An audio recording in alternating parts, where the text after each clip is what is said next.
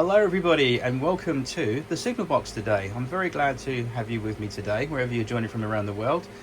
Big shout out to all my regular viewers and subscribers. Thank you very much for watching. You make the channel possible. And don't forget to hit the like and subscribe. If this is your first time here and you like what you see, hit the good old like and subscribe.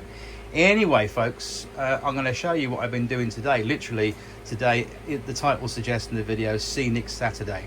Well, that's what I've been doing all day today, with the bits and pieces that I found in the attic over at my mum's last week, and just doing a few more little bits which I'll take you through now. So if we zoom in with the camera, we can see straight away the old posters going up there by the station, and the name of the guy who is putting those up, his name happens to be Bill Stickers. Get it? Bill Stickers. So a little trick, a little bit of a scenic trick here, guys. If you want to put some advertising hoardings up on your model railway, or some adverts on your station, and you've got a chap with a ladder putting them up, a little trick to do is what I've done.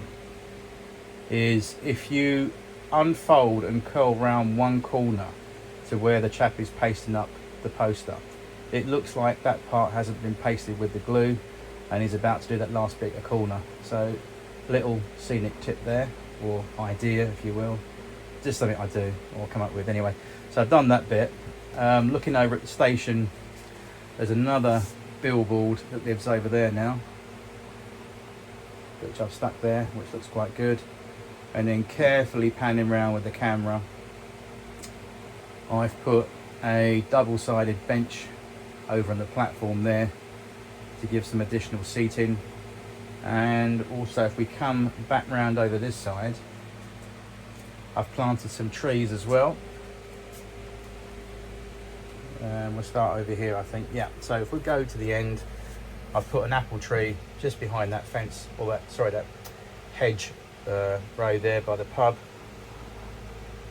And next to it is those Amazon little model trees from China, which I've given some WW Scenics treatment with some layering spray and some meadow blossom and instant blossom trees. So we've got some there I've planted. That one I've done some of the mixed leaves that I got from that scenic leaf pack from China, all the different grades and colours of tree leaf material. I did a mixture of light, dark and orange and reds in that one there, which I think looks quite nice. If we come back over here, drop down with the camera, first of all over on the bridge there's a telephone box that sprung up over there with a chap just about to use it, I would imagine. Tell his missus he's not coming home till late because he's going to the pub for a few drinks, or phone box there. We come down with the camera, we'll come down here, and I've put another of these trees here. This you can see more in the light because it gives you the different tones and colours and textures that I've applied. Again, a really simple little processor, a little bit of WW Scenics layering spray that you use on static grass, but it works brilliant on trees. If you want to put coverage on your trees, it really works well. Daisy seems quite happy there with that tree. So moving along to the play park, we've now got some activity going on. We've got mum and dad just come through the gate there with the two kids. There's a little girl waiting to take a turn on the slide, and our older brother is having a go on the slide as well. How about that, eh? And then there's a little boy on the roundabout. The swings, I've actually got to find some seated children to put on those swings. I've stuck a bench over there in the corner, and I've also found a little paddling pool that I made many years ago, and I've given that some scenic realistic water in that as well to make it look wet. So there's a paddling pool in there now for the kids, and a sand pit as we saw earlier. So yeah, I think that is coming on quite well.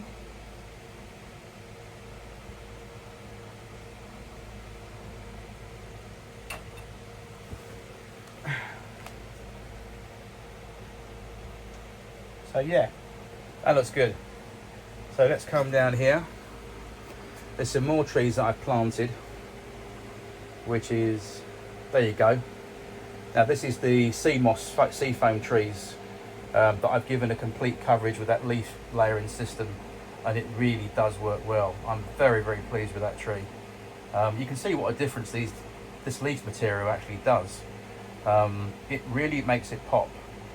And I think what with the static grass there in the back shot of the embankment there on the other side of that tree, I think you put the two together, I think it makes for quite a half decent looking little scene. What I've done with these sea moss trees is, I keep calling them sea, they're not sea moss, they're sea foam, sorry.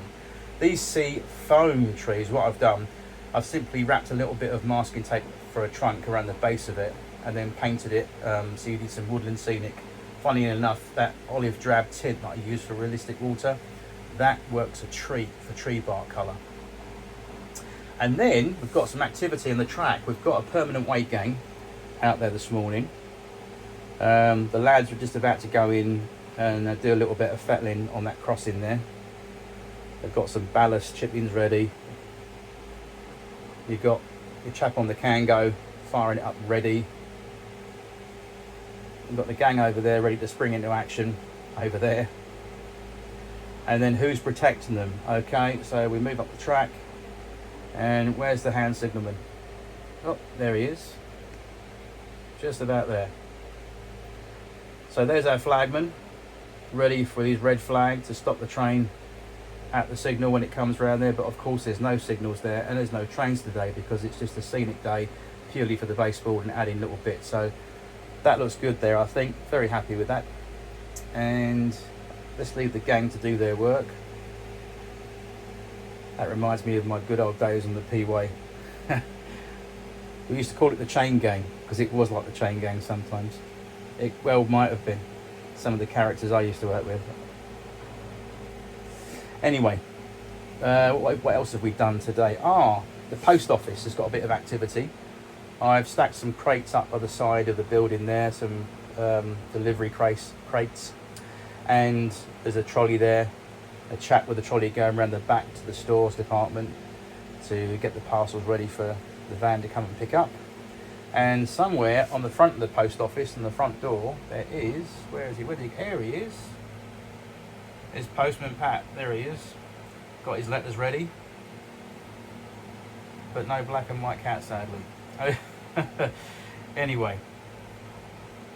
These are all good little figures that I found in that box from my mum's the other day, up in the attic. So I'm so grateful that I did that job because I would never have found that. So excellent. So there we go. I've also added a few people in the high street. So we've got the chap on the scooter, we've got the guy jogging there as well. We've got a guy standing over there because there's going to be a shop there which will be the hardware store, so he can look in there. And then coming up here, we've got, where is it now? Not him or her, but there she is. Somewhere in the trees she's hiding. Where did she go now? I can't even see her. Where did she go? There she is. The elusive lady of the street. There she goes. She's walking towards those 1930s detached houses that are going to be there. So I've put her there, looks quite nice. That could well be my mum going to work in the 1960s maybe.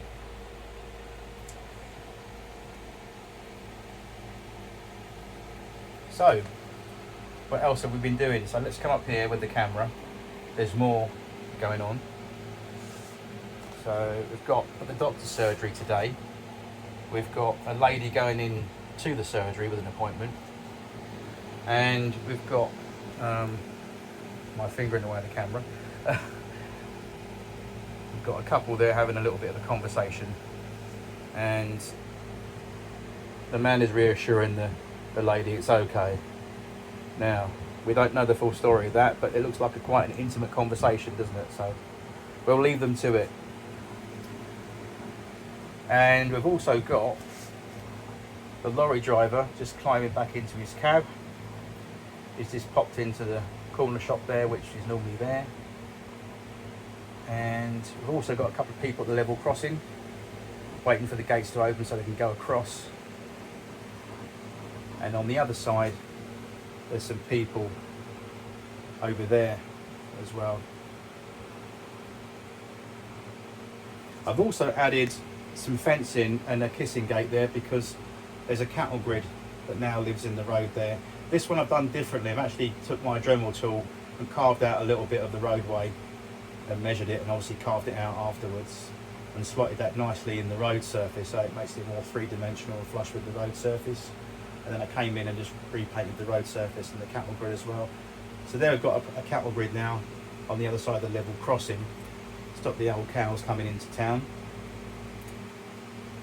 Again, a great idea if you've got a piece of fencing. Just cut the ends off and trim it and lie it flat on its face, and there you go, instant cattle grid. Little modelling tip. Think outside the box is what I always say. Anyway, the grand finale. Oh, sorry. Getting ahead of myself here. I missed some trees. I am so sorry. There you go. It's been a long day. I've put that little tree in the corner there. That lives there. And then coming along the side of the shunt neck into the depot, I've got a tree there. And I've planted these new ones here, those three there, which I think look quite nice for the signal box. They look quite nice. Okay, now we come to the water feature, which is the most exciting reveal in this video to show you. It's almost dry, so I've got to leave it for another hour or so, but should be good to go. Here is the much improved water feature. So first of all, here's the pond by the windmill.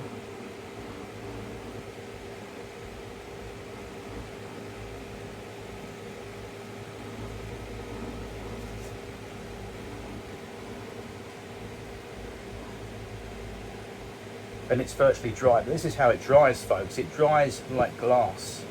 And I've given this about 2 to 3 layers since this morning. Just very small to medium amounts. So you've got the foal and his mum there, Black Beauty, taking a drink from the pond.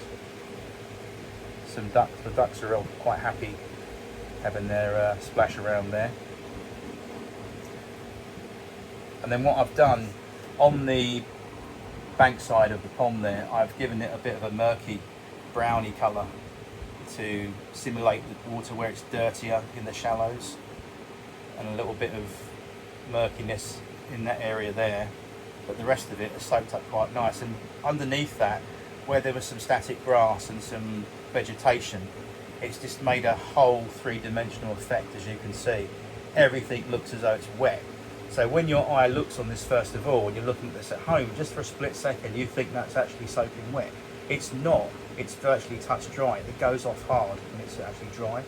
So with the static grass alongside that, and those bluebells and meadow flowers, and with that, that really makes that pop. And I think that is not half bad. Very pleased with that. But here comes the grand finale. Here comes the canal. I'll show you the canal in a second, but this little bit of murky water here, I've gone over that with some clear. I've just added a little bit of olive drab and murky water colour tints from Woodland Scenic, like I showed you in my previous video. They're a separate item that you just drop into this clear stuff to colour it, and you can play around with it, you can mix it, you can stir it in, you can rake it. And I've left this area murky for a reason, because this is where the water mill is going to sit on top of this area, and the water wheel is going to go around and channel that up. So I wanted it to be a little bit dirtier and darker, as opposed to that over there where the old ducks and aquatic life live. And of course the horses need clean drinking water, don't they? So, and the cows as well. So anyway, are you ready for the grand finale, folks? I'll zoom out for this one. Here is my finished canal.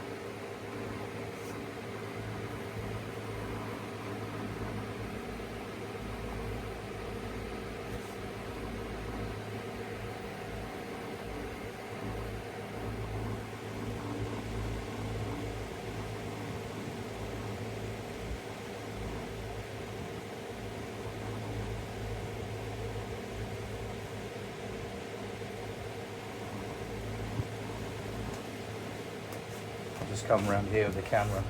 It's a little bit easier for me.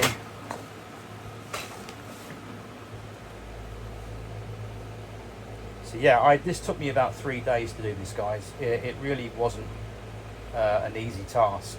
I started from the bare nothing, basically, just a painted surface that I did, and put a little bit of Humbrol varnish over it, so it was nothing. So this took about 3 days to do, and it was a bit of a pig because it leaked everywhere when I first did it. So I had to tape it all up and have great fun with that. But after the first initial layer was dry, then I just layered it up in stages. So you can see, like, underneath there's a dirtier colour than that underneath. There's bits of green underneath. And on top of that, I sprinkled some Woodland Scenic dry grass material on top of that, then did a further and final pour to create this three-dimensional effect.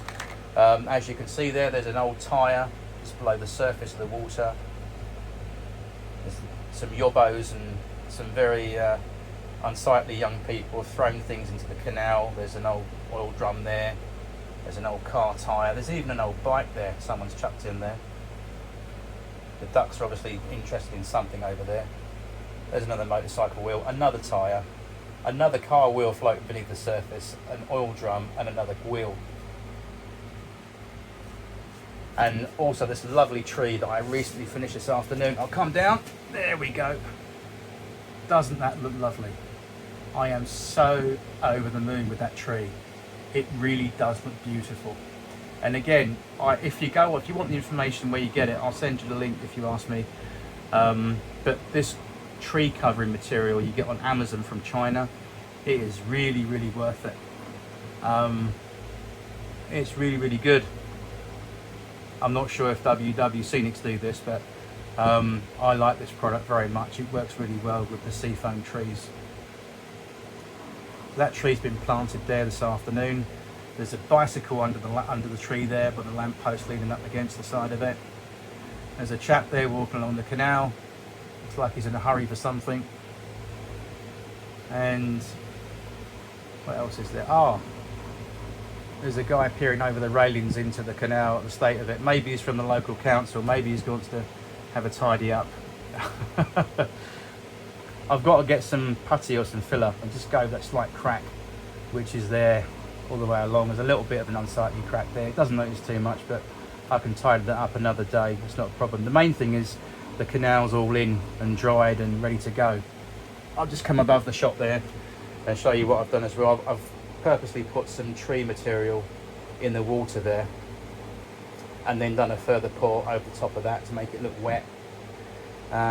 What else did I do? Oh, here's an interesting little effect that I achieved.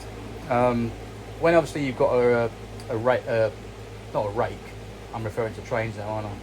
But when you've got a group of waterfowl like ducks or any kind of water bird that goes on a river and they're all in formation, they're swimming along, they do leave a little wake, as you can see behind them. So how did I achieve that? Well, all I did was got some of that Woodland Scenic realistic water product, as you see here. I then put some olive drab, dirty, murky colour tint to it. It's called colour tint. Actually, I'll show you. If I come down here in my box on the floor, it's, there you go, it's olive drab water tint. It's great stuff. But also, guys, if you've got tree bark or tree trunks, this really does double up for a great match for that type of modelling as well. So any tree branches or stuff like that, that sort of colour, this olive drab, believe it or not, works fantastically well. And you can put it straight on as well. So that's a great product. Let's come back over here. Where are we?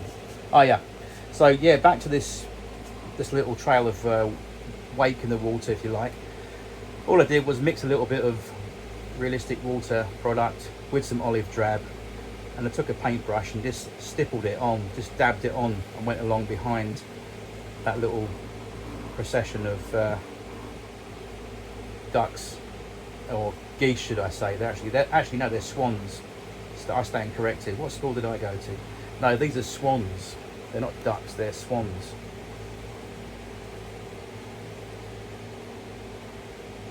There's a few ducks and a couple of swans over there. But these are swans, a very proud swan family.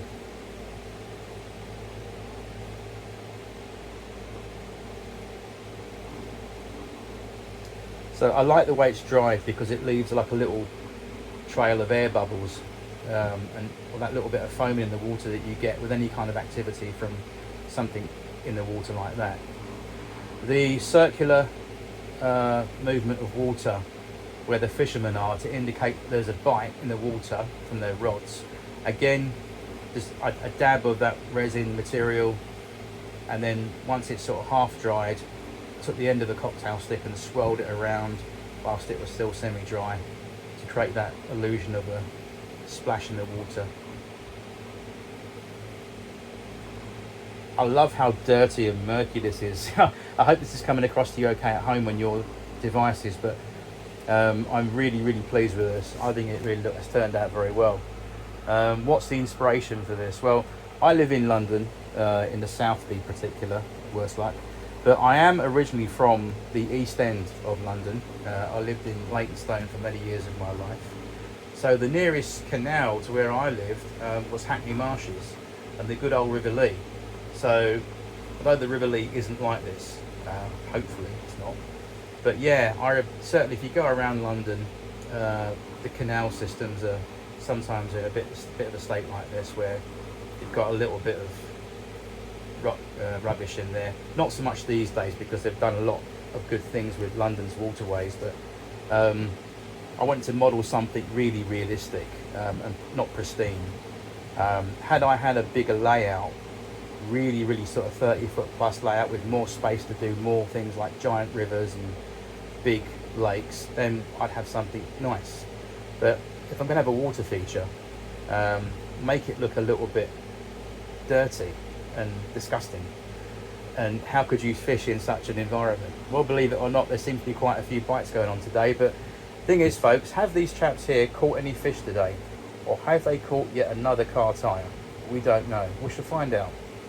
So how did I achieve this, and how difficult was it for me to do? Well, what I'd done basically, to come down here, obviously when you pour this stuff, it's got to have a total sealed environment, otherwise it will leak out everywhere. So what I did, I took an old compact disc, remember those compact disc CDs? I took an old CD case and I cut the front of it to size and just stuck it on the end, so you can see through it, and it gives like a clear transparent end piece to that canal section as well. So I sealed it off with that and then poured some resin in there once it was dry, and then went on from there. But it wasn't easy because the thing was leaking all over the place for about a day or two, so I had to drain some of it off and re-pour. But anyway, it's now all hard, and as you can see there with that overhead shot, the light reflecting off there, it's quite sparkly. It's very light reflective, this stuff, by the way, and it's very transparent, as you can see over here with this stuff. It really is a very good product.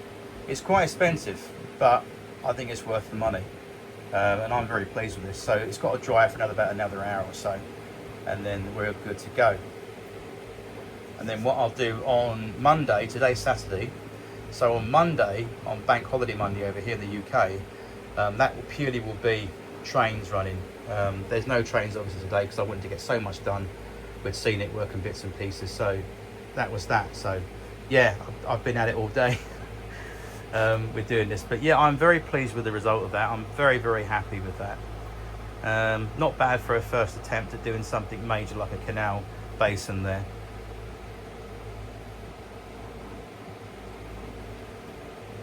Anyway, what else? One final, over here, that's what I've done. So first of all, in the churchyard, there's the wishing well that I painted.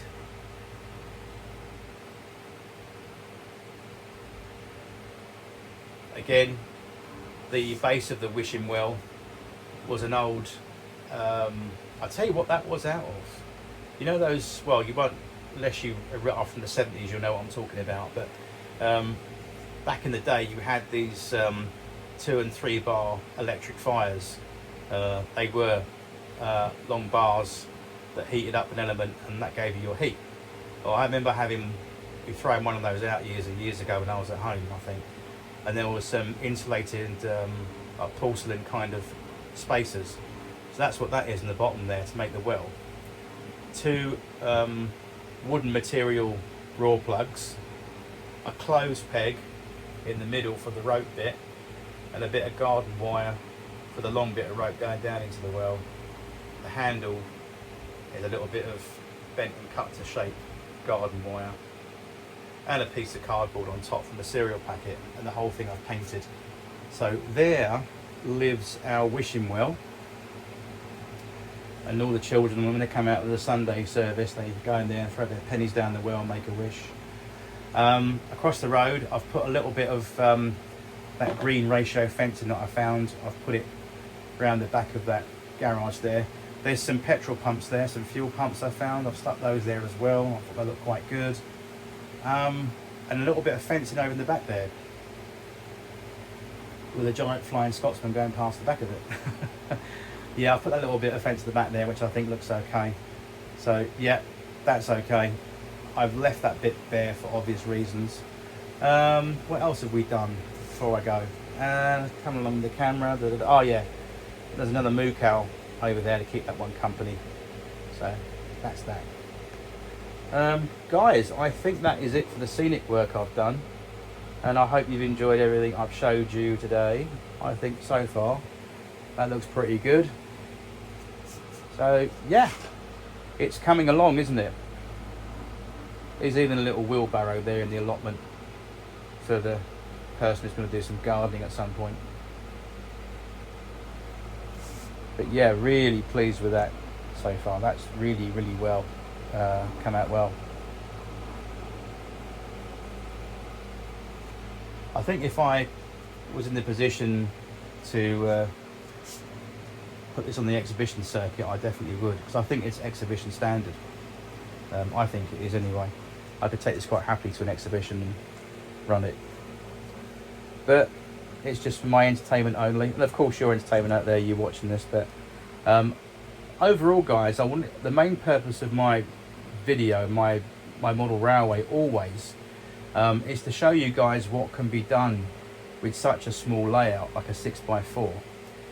And if you've got a room for a 6x4 in your home, then not necessarily track plan wise, but this is how much you can do, or can do potentially.